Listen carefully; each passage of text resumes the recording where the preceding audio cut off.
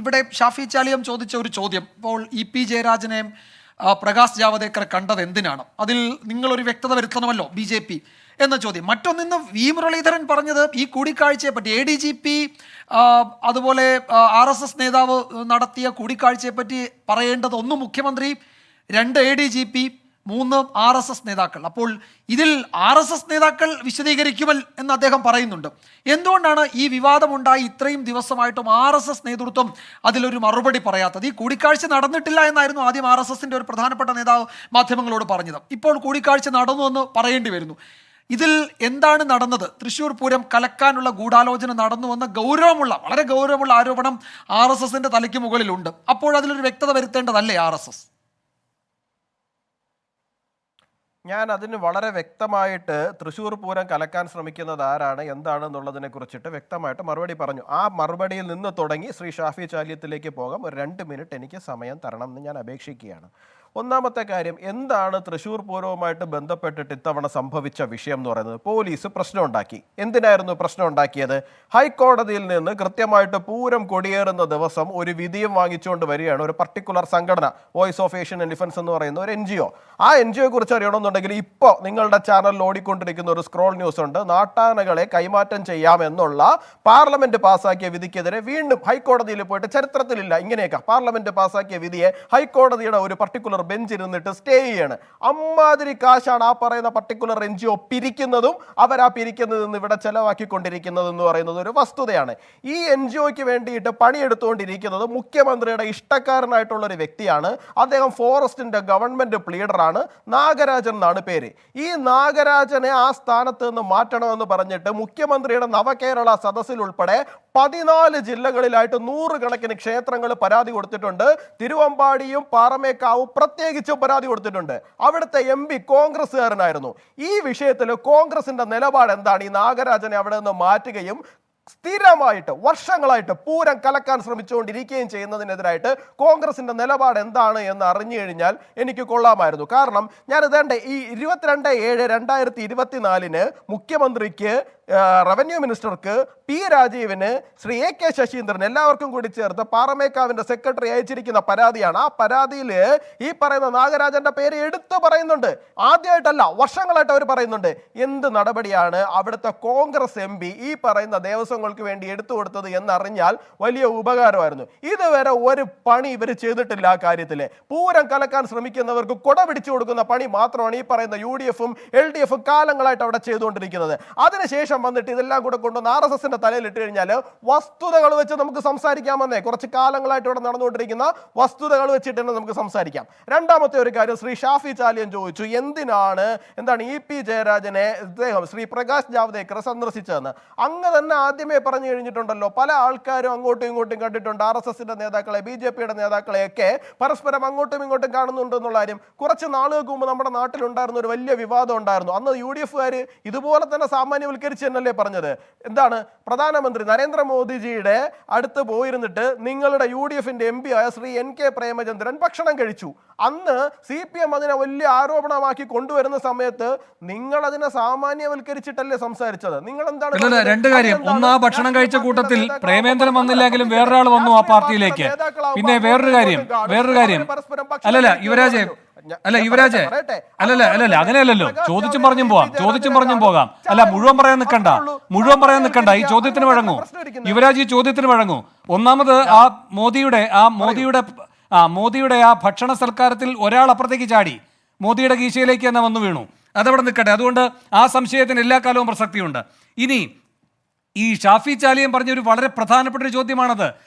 E.P. ജയരാജന് പറയാൻ കഴിയുന്നു ഇയാൾ ഇന്നയാളുടെ കൂടെ വന്നു, ഇന്ന കാര്യങ്ങൾ ചോദിച്ചു, ഞാൻ ഒട്ടും എന്റർടൈൻ ചെയ്തില്ല, ചായ കുടിച്ചിട്ട് പോകുമെന്ന് പറഞ്ഞ് പോയി. ആ രാഷ്ട്രീയ മര്യാദ എന്തുകൊണ്ടാണ് പ്രകാശ് ജാവദേക്കർക്ക് ഇല്ലാത്തത്? ആ കാര്യം എന്തുകൊണ്ടാണ് വിശദീകരിക്കാതെ നിൽക്കുന്നത്? അത് പ്രകാശ് ജാവ്ദേക്കറോട് ചോദിക്കേണ്ട ചോദ്യമല്ലേ, എന്നോട് അത് ശരി. അങ്ങനെയെങ്കിൽ പിന്നെ താങ്കൾ ഈ നേരത്തെ കെ മുരളീധരനെ പറ്റി പറഞ്ഞ ചോദ്യം കെ മുരളീധരനോട് ഉത്തരവാദപ്പെട്ടവർ ചോദിക്കുമ്പോൾ മുരളി പറഞ്ഞാൽ മതിയല്ലോ. എതിർപക്ഷത്തുള്ള അല്ലല്ല ഞാൻ ഒരു കാര്യം പറയട്ടെ ശ്രീ വേണു, ഞാനൊരു കാര്യം പറയട്ടെ. BJP നേതാക്കളോട് വന്നിട്ട് ഇപ്പൊ CPM-ന്റെ ഒരു നേതാവാവട്ടെ, അല്ലെങ്കിൽ കോൺഗ്രസിന്റെ നേതാവാവട്ടെ, ലീഗിന്റെ നേതാക്കളാവട്ടെ, നമ്മൾ വരുന്നു, ഒരു ചായ കുടിക്കുന്നു, പോകുന്നു. ഇതിനെ എത്ര വലിയ വിവാദമാക്കേണ്ടത്, പ്രശ്നമാക്കേണ്ടതായിട്ടുള്ള കാര്യം തിരിക്കുന്നു എനിക്ക് മനസ്സിലാവില്ല. ഇപ്പൊ കീച്ചേരിലെ വീട്ടിൽ ഒറ്റയ്ക്ക് ഇരിക്കുന്നതിന്റെ കാരണം എന്താണ്? ഒരു ചായ പ്രശ്നമായിരുന്നുവെങ്കിൽ അത് LDF-നോട് ചോദിക്കേണ്ട വിഷയമാണ്, ഞങ്ങളല്ലല്ലോ അതിന് ഉത്തരം പറയേണ്ടത്. അല്ല, ഇതിനിടയിൽ നിങ്ങൾക്ക് സമയം കിട്ടുകയാണെങ്കിൽ ജാവ്ദേക്കറോട് ചോദിക്കണം. ഞങ്ങൾ എന്ത് ചെയ്യാനെന്നേ? അല്ലെന്നേ, ഇതിന്റെ ഇടയിൽ സമയം കിട്ടുകയാണെങ്കിൽ ജാവ്ദേക്കറോടൊന്ന് ചോദിക്കൂ. അതുവരെ ഷാഫി ചാലിയത്തിന്റെ ചോദ്യം നിങ്ങളെ പിന്തുടരുക തന്നെ ചെയ്യും. യുവരാജെ, ഗോപി. ശരി യുവരാജ്, ആ ചോദ്യത്തിന്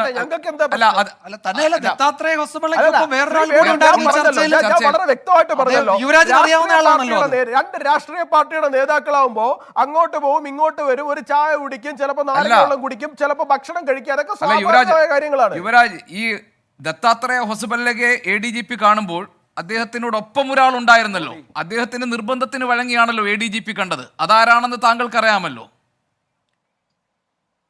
എനിക്കറിയില്ലല്ലോ. അറിയില്ല. അല്ല, ജയകുമാർജി ആണോ? ജയകുമാർജി അദ്ദേഹത്തിന്റെ സുഹൃത്താണെന്ന് പറഞ്ഞല്ലോ. ജയകുമാർജി സുഹൃത്ത് മാത്രമെന്ന കപ്പാസിറ്റിയിൽ നിർത്തണ്ട. ജയകുമാറിനായിരുന്നു തൃശ്ശൂരിലെ തെരഞ്ഞെടുപ്പിന് ചുമതല എന്ന് പറയുന്നു. നേരത്തെ നേമത്തെ രാജഗോപാലിന്റെ കാര്യത്തിനകത്തുള്ള തെരഞ്ഞെടുപ്പ് കാര്യങ്ങളുടെ ചുമതലയും അദ്ദേഹത്തിനുണ്ടായിരുന്നു എന്ന് പറയുന്നു. ജയകുമാർജി തിരുവനന്തപുരം, നിങ്ങളുടെ ഇൻഫർമേഷൻ വളരെ തെറ്റാണ്. ജയകുമാർജി തിരുവനന്തപുരത്തുള്ള ആളാണ്. അദ്ദേഹം തിരുവനന്തപുരത്ത് ഇലക്ഷൻ സമയത്ത് പരിപൂർണമായിട്ട് ഉണ്ടായിരുന്ന ഒരാളാണ്. അദ്ദേഹം ഇവിടുത്തെ ഇലക്ഷൻ കോർഡിനേറ്റ് ചെയ്തുകൊണ്ടിരുന്ന ആളാണ്. അദ്ദേഹത്തിന് തൃശ്ശൂരുമായിട്ട് യാതൊരു തരത്തിലുള്ള തിരഞ്ഞെടുപ്പുമായിട്ടുള്ള യാതൊരു ചുമതല. യുവരാജ്, ഏതായാലും ഇത്രയും വിവാദമായ സാഹചര്യത്തിൽ എന്താണ് അവിടെ നടന്നത് എന്ന് പറയാൻ പറ്റുന്ന കാര്യങ്ങൾ പറയണമെന്ന് BJP ആവശ്യപ്പെടാമല്ലോ. ക്ഷമിക്കണം ജയകുമാറെ, എന്ന് മാത്രമല്ല, എന്തായാലും അല്ല, ഒരു സെക്കൻഡ്, ഒരു കാര്യം കൂടി. അല്ല, താങ്കൾ ഈ പറയുന്ന തിരുവനന്തപുരത്ത് കേന്ദ്രീകരിച്ചാണ് ജയകുമാർ നിൽക്കുന്നതെങ്കിൽ അതിന്റെ അർത്ഥം തൃശ്ശൂരിൽ ഈ പറയുന്ന BJP തോൽക്കണമെന്ന ആഗ്രഹത്തോടെ തിരുവനന്തപുരത്ത് നിൽക്കുക അല്ലല്ലോ ജയകുമാർ ചെയ്യുന്നത്. ജയകുമാർ സർവ്വവ്യാപിയാണെന്ന് ഇപ്പോൾ വിവരങ്ങൾ വരുന്നുമുണ്ട്. ജയകുമാർ സർവ്വവ്യാപിയാണ്. ഇവിടെ ഈ ഗവർണറുടെ ഓഫീസുമായി ബന്ധപ്പെട്ട് സർവകലാശാലകളിൽ നിയമനങ്ങൾ നടക്കുന്നത് ആരുടെ കൈകളിലൂടെ കടന്നു പോകുന്ന പേരുകളാണ്, അതടക്കമുള്ള വിവരങ്ങൾ വരും ദിവസങ്ങളിൽ. വരട്ടെ, അതിനെന്താ. അദ്ദേഹം നല്ല പ്രയോഗങ്ങളാണ് കേട്ടോ. സർവ്വവ്യാപി. ഒരാള് സംഘടനാ പ്രവർത്തനം നടത്തുമ്പോൾ, രാഷ്ട്രീയ പ്രവർത്തനം നടത്തുമ്പോൾ സംസ്ഥാനം മുഴുവനായി, ചിലപ്പോൾ ദക്ഷിണേന്ത്യ മുഴുവൻ, ചിലപ്പോൾ ഭാരതം മൊത്തമായി അദ്ദേഹം പ്രവർത്തനം നടത്തുമെന്നേ. ഇത് മറച്ചു വെച്ചുകൊണ്ട് ചെയ്യുന്ന കാര്യമൊന്നുമല്ലല്ലോ. അദ്ദേഹം വിശേഷ സമ്പർക്ക പ്രമുഖ എന്ന് പറയുന്ന ചുമതലയിലാണ് ഇരിക്കുന്നത്. അതായത് ഒരു പർട്ടിക്കുലർ ക്ലാസ്സിലുള്ള ആൾക്കാരുമായിട്ട് സമ്പർക്കം നടത്തുക എന്നുള്ളത്. ഈ കൂടിക്കാഴ്ച, ഈ സമ്പർക്കം മറച്ചു വെച്ചിരുന്നു ശ്രീ യുവരാജ് ഗോകുൽ. RSS മറച്ചു വെച്ചിരുന്നു. ഇങ്ങനെ ഒരു കൂടിക്കാഴ്ചയെ പറ്റി പറഞ്ഞ സമയത്ത്, പ്രതിപക്ഷ നേതാവ് പറഞ്ഞ സമയത്ത് അത് നടന്നിട്ടില്ല എന്ന് RSS-ന്റെ ഉത്തരവാദിത്തപ്പെട്ടവർ പറഞ്ഞിട്ടുണ്ടല്ലോ. എന്തിനായിരുന്നു അത് മറച്ചു വെച്ചത്? ഞാനൊരു കാര്യം പറയട്ടെ. നാളെ അല്ലല്ല ഞാനൊരു കാര്യം ചെയ്യാം. ഇത് മറച്ചു വെച്ചു എന്ന് പറയുമ്പോൾ നാളെ മുതൽ എന്താ ഇനിയിപ്പോ ഞങ്ങൾ ആരെയൊക്കെ സമ്പർക്കം ചെയ്യുന്നു എന്നുള്ള കാര്യം 24 ന്യൂസ് കൊണ്ടുവന്നിട്ട് ഞങ്ങൾ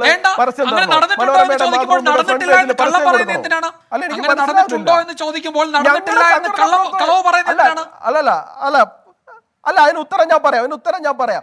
ഇത് ഇത്രയും വലിയൊരു സംഘടനയാണ് ശ്രീ വിജയകുമാർ, ഇത് ഇത്രയും വലിയൊരു സംഘടനയാണ്. സ്വാഭാവികമായിട്ടും അതിൻ്റെ അകത്തുള്ള ഒരാൾ പോയി മറ്റൊരാളെ കാണുമ്പോൾ ഈ സംഘടനയിലുള്ള A മുതൽ Z വരെയുള്ള ആൾക്കാരെ അറിയിച്ചോളണം നിർബന്ധമൊന്നുമില്ല. അങ്ങനെയല്ലല്ലോ യുവരാജ്. മറുപടി അദ്ദേഹം ഈ RSS-ന്റെ ഉത്തരവാദിത്തപ്പെട്ടയാൾ പറഞ്ഞ മറുപടി അങ്ങനെയല്ലല്ലോ. ഞങ്ങൾക്കറിയില്ല എന്ന് പറഞ്ഞാണെങ്കിൽ താങ്കൾ പറഞ്ഞ ഈ ന്യായം ബാധകമാകുന്നു. നടന്നിട്ടില്ല എന്ന് തീർത്തു പറഞ്ഞെങ്കിൽ അത് നടന്നിട്ടില്ലെന്ന് പറയണമെന്ന് തീരുമാനപ്രകാരം പറഞ്ഞു. നടന്നിട്ടില്ല എന്ന് അദ്ദേഹത്തിന്റെ അപ്പോഴത്തെ ധാരണയായിരുന്നിരിക്കും. അപ്പോഴത്തെ പിന്നീട് അദ്ദേഹത്തിന്റെ അപ്പോഴത്തെ അറിവ് നടന്നിട്ടില്ല എന്നുള്ളതായിരിക്കും. ഇത് നടന്ന